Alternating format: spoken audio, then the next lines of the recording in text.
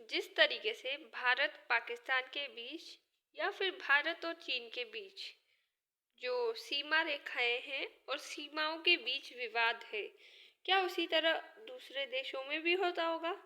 जी हाँ, यहाँ मैं बात कर रही हूँ पाकिस्तान और तालिबान के बीच, यानी कि हाल ही में खबरों में आए तालिबान, जो कि आने जो पिछला वक्त था उसमें इसे एक आतंकवादी जो संगठन है वो घोषित किया गया था।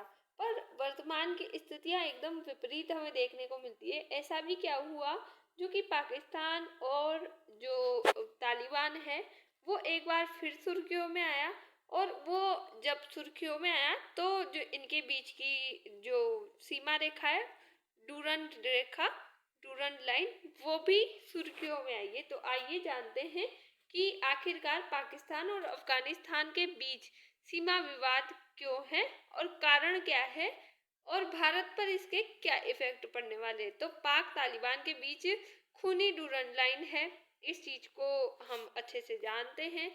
तो ये अफगानिस्तान और पाकिस्तान बॉर्डर है। ये कुछ फोटोज यहाँ लगाए हुए हैं, तो मैप के अकॉर्डिंग अपन देखते हुए चलेंगे।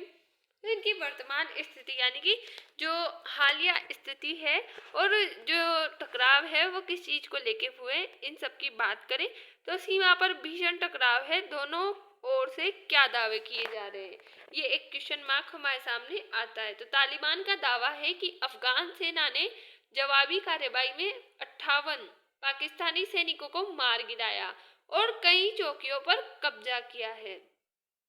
पाकिस्तान दावा करता है कि पाकिस्तानी सेना ने जवाबी कार्रवाई में 200 से अधिक तालिबान पाकिस्तान जो कि टीटीपी आतंकवादियों को मार गिराया। यानी कि पाकिस्तान के अकॉर्डिंग जो टीटीपी है वो एक आतंकवादी है, तो इनको इन्होंने 200 की संख्या में मार गिराया है। संघर्ष का तत्कालीन कारण है, यानी कि वर्तमान में क्या कारण है, तो इसकी बात करें तो पाकिस्तान द्वारा हाल ही में काबुल और पूर्वी क्षेत्रों में हवाई हमले यानी कि एयर स्ट्राइक करने का आरोप लगाया गया है, और जिसे तालिबान ने क्षेत्रीय अखंडता पर उल्लंघन बताया। यानी कि पाकिस्तान ने इन पे एयर स्ट्राइक करके हमला किया है, तो तालिबान इसे क्षेत्रीय अखंडता पर उल्लंघन बताता है। परिणाम इसका ये है कि जो तोरखम और चमन जैसे प्रमुख सीमा क्रॉसिंग बंद हो गए और व्यापार और जो यात्राएं हैं कुछ वो ठप हो गई है। इसका मुख्य कारण है तो टीटीपी यानी कि जो तालिबान है और आतंकवाद को पनाह देने का आरोप, ये इसका मुख्य कारण यहाँ बताया गया है। जो तालिबान है तो इसका उद्देश्य क्या है?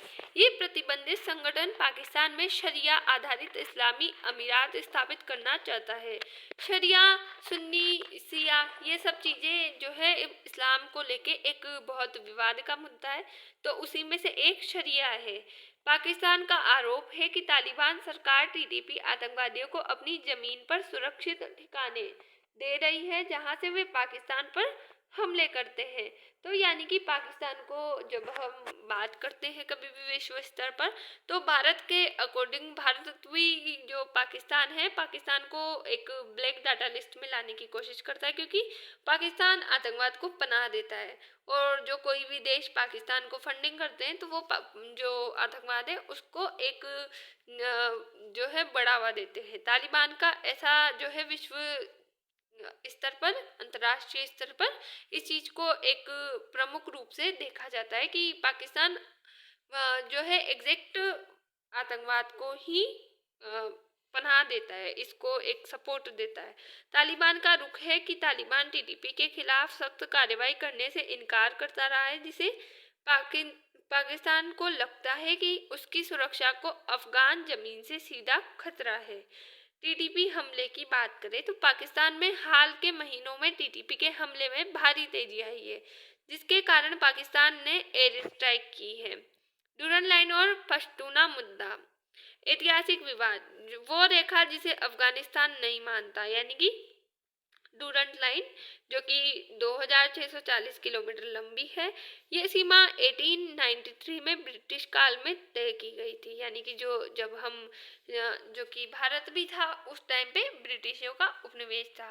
तो अफगान अस्वीकृति यानी कि अफगानिस्तान इसे जबरन थोपी गई औपनिवेशिक रेखा मानता है। जिस तरीके से हम मानते हैं कि जैसे हमारा भारत है और भारत का जो पीओके क्षेत्र है उसको हम जबरदस्ती थोपी गई रेखा मानते हैं, क्योंकि एग्जैक्टली वो क्षेत्र भारत का है पर उस पर पाकिस्तान दावा करता है। तो उसी तरह अफगानिस्तान इस लाइन पे दावा करता है कि ये जबरदस्ती थोपी गई है। इसे आधिकारिक तौर पर वो स्वीकार नहीं करता। अब सीमा बाढ़ की बात करें तो पाकिस्तान द्वारा सीमा पर बाढ़ लगाने का काम जारी है, जिसे तालिबान अफगानिस्तान संप्रभुता का उल्लंघन मानते हुए लगातार रोकने की कोशिश करता है। पश्तूनों का विभाजन, यानी कि ये सीमा 5 करोड़ से अधिक पश्तून आबादी को विभाजित करती है। वहाँ पे जो एक जिसके कारण आज़ाद पश्तूनिस्तान की मांग को हवा मिली है और सीमा पर जातीय तनाव बढ़ा रहता है। जैसे कि हमारे यहाँ होता रहता है कि जैसे कि पीओके आज़ाद कश्मीर, और जो हम मतलब पीओके को आज़ाद कश्मीर बोलते हैं, उसी तरीके से यहाँ की सिचुएशन एक सेम है। इसको एक हम पैरामीटर मान के समझ सकते हैं कि भारत की और इसकी जो सिचुएशन है इसको एक हम कंपेरेटिवली अगर समझने की कोशिश करें तो जैसे हम पीओके को आज़ाद कश्मीर कहते हैं, उसी तरह ये आज़ाद पश्तूनिस्तान है, जो कि एक धार्मिक लड़ाई या फिर एक जातीय संघर्ष को हवाला देता है। अफगान झड़प और सऊदी अरब। हाल में सऊदी अरब और पाकिस्तान के बीच डिफेंस डील हुई, जिससे में ये तय हुआ है कि यदि कोई पाकिस्तान या सऊदी में से किसी भी देश पर हमला करता है तो यह हमला दोनों देशों पर माना जाएगा, क्योंकि पाकिस्तान इस्लामिक कंट्री है और सऊदी अरब उनकी एक जो अगर स्पिरिचुअली जैसे कि उनकी धार्मिक स्पिरिचुअली नहीं, उनकी जो एक रिलीजियस इमोशन है, उनके जो धार्मिक भावना है वो सऊदी में जुड़ी हुई है, क्योंकि सऊदी में मक्का मदीना ये सब कुछ है। तो पाकिस्तान या सऊदी में हमला दोनों देशों पर माना जाएगा और जवाब में दोनों देश मिलकर उस देश पर हमला करेंगे। परंतु सऊदी अरब ने झड़प शामिल न होकर, जैसे कि भारत रुख अपनाता है, शांति व स्थिरता की बात कही है। क्योंकि अगर एग्जैक्ट इस्लाम की बात करें तो एग्जैक्ट इस्लाम है वो शांति की तरफ ही बात करता है, कभी भी वो एक हमले की तरफ, खून खराबे की तरफ, इसकी तरफ बात नहीं करता। बात अगर इस्लाम की बात करें तो इस्लाम अच्छा धर्म है, क्योंकि उसमें किसी भी चीज़ को इतनी क्रूरता से नहीं लिया गया है। पर अगर पॉलिटिशियंस जो कि होते हैं उनकी वजह से, अगर जियोपॉलिटिकल रीजंस है उनकी वजह से धर्म को किसी आडंबरों में फंसाकर उन्हें हमारे में मतलब एक गंदी भावनाएं भरी जाती, तो उसके परिणाम स्वरूप हम समझ सकते हैं कि इस्लाम को गलत बताया जाता है। बाकी इस्लाम एक प्योर रिलीजन है। उसी के साथ संघर्ष के परिणाम, बीमारी क्षेत्रों में जनहानि और अस्थिरता, शरणार्थियों की बढ़ती समस्या, क्षेत्रीय शांति को खतरा, पाकिस्तान के अंदरूनी हालात और बिगड़ सकते हैं। भारत पर इसका क्या इफेक्ट देखने को मिलेगा, तो भारत को सीमा पार आतंकवाद और क्षेत्रीय अस्थिरता को सतर्क रहना होगा। अफगानिस्तान में भारत की निवेश नीति परियोजनाओं पर प्रभाव इससे देखने को पड़ेगा। भारत के लिए राजनयिक अवसर, क्योंकि वह शांति और स्थिरता की बात करता है। दक्षिण एशिया में सुरक्षा संतुलन बदल सकता है, इसके मायने बदल सकते हैं।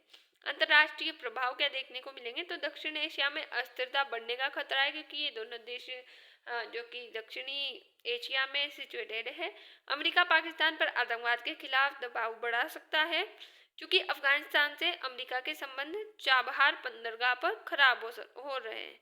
रूस और क्योंकि अफगानिस्तान अमेरिका के लिए कहीं ना कहीं एक रिसोर्स के लिए इम्पोर्टेंट कंट्री है, और अमेरिका कभी नहीं चाहेगा कि उसके पाकिस्तान और अफगानिस्तान दोनों से रिश्ते खराब हो। दोनों को एक दोनों अलग अलग मुट्ठियों में बांध के रखना पसंद करेगा। रूस और मध्य एशियाई देशों को सुरक्षा चिंता बढ़ेगी। आतंकवादी समूहों की गतिविधियां पड़ोसी देशों तक फैलने का खतरा है।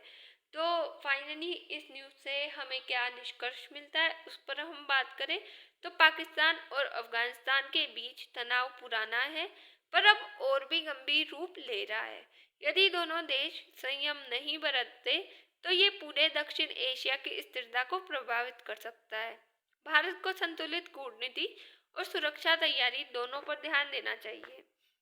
तो I hope you understand everything and हम मिलते हैं नेक्स्ट वीडियो में। तब तक के लिए बाय।